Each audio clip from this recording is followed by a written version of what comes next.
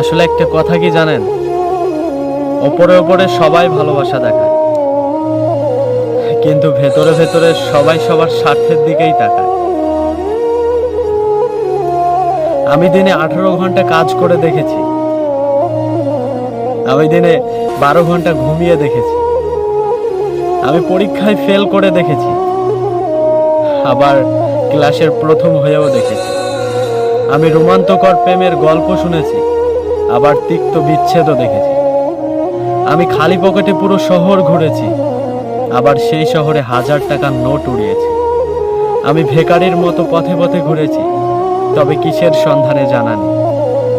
আমি সবকিছুর বিনিময়ে নিজেকে খুঁজেছি, খুঁজে পাইনি কোথাও, কোথাও আমার অস্তিত্ব নেই।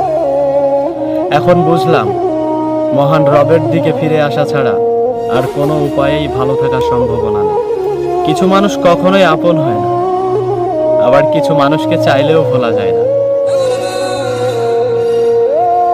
মানুষ তো সবাই একই রকম, মানুষ তো মানুষ, কিন্তু কার ভেতরে কেমন সেটা তো সময় বলে দেয়। মানুষ বড় আজব প্রাণী, আপন হতেও সময় নেয় না, আবার পর হতেও সময় নেয়। আমরা যাদের জন্য ভাবি তারা কিন্তু আমাদের জন্য একবারও ভাবে না। আপনি সবার ভালো চাইবেন, কিন্তু আপনার ভালো কেউ চায় না। আপনি সবাইকে সাহায্য করবেন, কিন্তু আপনার বেলায় কাউকে পাবেন না। দুনিয়াটা আল্লাহর রহমতে ঘেরা, কিন্তু দুনিয়ার মানুষগুলো অহংকারে সেরা।